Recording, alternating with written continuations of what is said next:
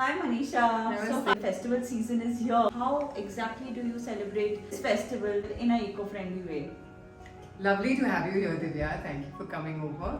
So yes, we have all been working in various ways for a more eco-friendly festival. In any festival, and India has so many beautiful festivals. Absolutely. In any festival, it's the materials that we are using that we True. have to be conscious about. Where is that material coming from? How are we using it? How is it getting disposed? That is the main issue. So when we are trying to make any festival eco-friendly, one needs to ask those questions. Of course, it has to be done in a very respectful way, because it's a ritual, it's a worship. So respectfully, how can we do this festival in the most eco-friendly way possible?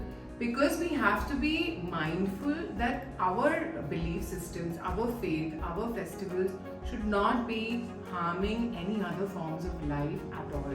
They should be protecting nature, they should be conserving our natural resources. So the word Punaravartan is a Sanskrit word, and what it means is reform or rebirth or repurpose. So in a way, if you think about the Ganesh Festival and the concept of Shri Ganesha, it is की ते जातायत आणि ते परत येतायत आणि आम्ही त्यांना सांगतो तुम्ही लवकर या परत. So that cyclic way of thinking is what is actually the concept behind the festival. Now, in 2020, the government of India banned the use of plaster of Paris, especially for immersion. Okay. The Central Pollution Control Board came up with guidelines, and we said that for those murtis which are going to be immersed, we should not be using any toxic materials, and plaster of Paris was the most prevalent and the most used. And we are still in the process of implementing that ban.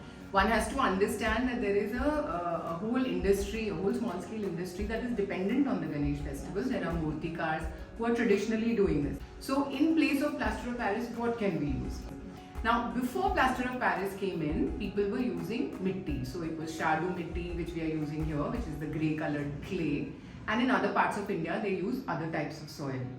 So I started to ask myself, is it not possible for us to reuse this material? Because finally, all clay or earth is non-renewable. In the sense, if you mine it, you cannot put it back in the mine. True. And mines are actually causing a lot of damage to ecosystems.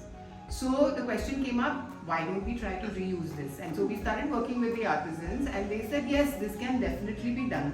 आमच्या इथे जेव्हा तुटतात मूर्त्या आम्ही स्वतः तेच करतो कारण नाहीतर ते वाया जातात. So I said, okay, if we were to bring this clay back to you, would you be willing to take it? And that's where it started from. And for a few years we just tried it out on a small scale, and then last year in 2022 it really scaled up, and Pune city with so many different organizations and schools, we were able to collect 23,000 kgs of clay, which is not a small amount. I know. And these murtis that you see here have been made reusing the same clay that we collected the last time. In fact, many schools from the Pune Climate Warrior program were also a part of the Punaravartan initiative. So it was wonderful to see children engage with this activity in such a beautiful manner. Yeah.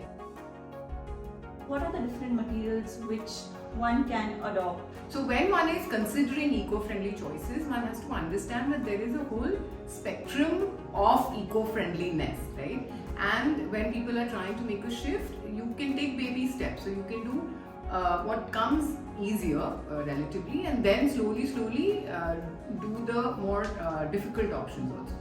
Now, ideally, the Ganesh festival should not be harming nature, is what we said.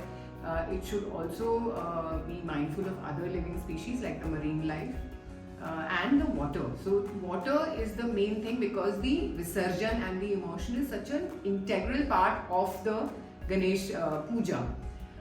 So how do we do this then? So when you are asking this question, what is the most eco-friendly? First thing is, what materials should I use? But then the next question is, how should I use these materials? And then the third question would be, after I have used them, how should I dispose? Like, where will it go?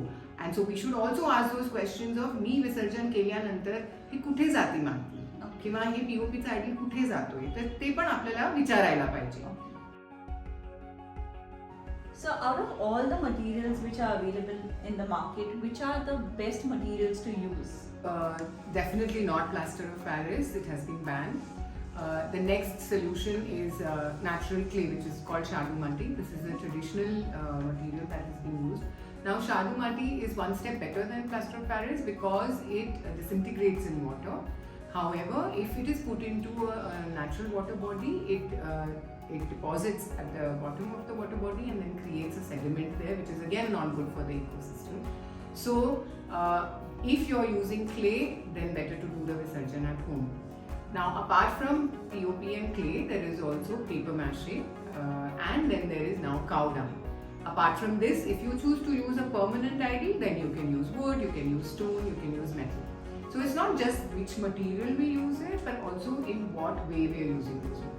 Okay. But if you want to do the Visarjan, make sure it's a completely biodegradable and a compostable material. So from the materials I mentioned, cow dung and paper mache are both biodegradable as well as compostable. Clay is a mineral, which means that it is mined, it's a non-renewable resource, so it's not compostable. So what you need to do is make sure that you reuse it as much as you can, so that we don't have to keep mining fresh clay for this.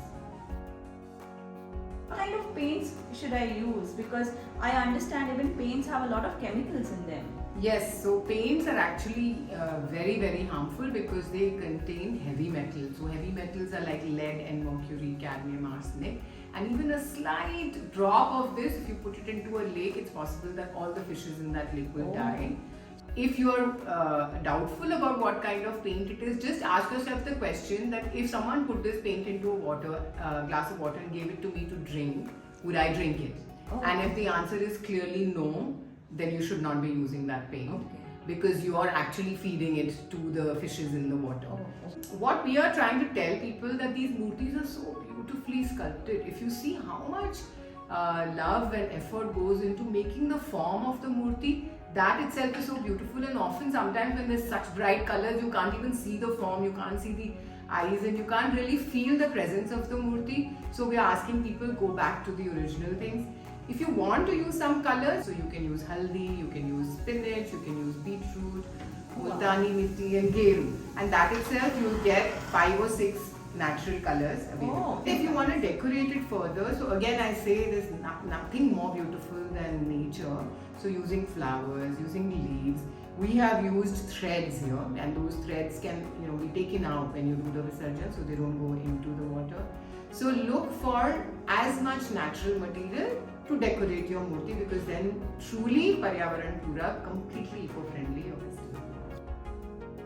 We are talking about so many materials, different materials. So what are the impacts post Visarjan?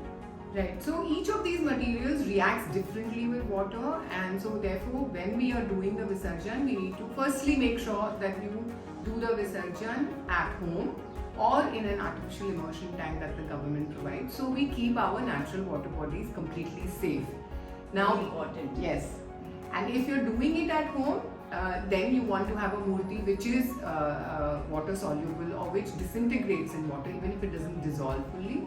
And then you are left with the sludge or the sediment that is left behind. Now, if your material is environmentally friendly, then it can be put back into the environment one way. So if you have cow dung or if you have paper, you can compost it and you can dispose it of that way. If you're using a non-renewable material like a mineral like clay or even lal mati, then it's best that you use it again and again, so that we don't have to mine it freshly over and over again. And with a metal or a permanent ID, anyway, you just do the symbolic Visarjan and put it back where you had it from. So there are so many schools and students, teachers, parents who are participating in the Pune Climate Warrior project. What is a small message or a takeaway for all these climate warriors? Find ways of spreading the word. That's step one.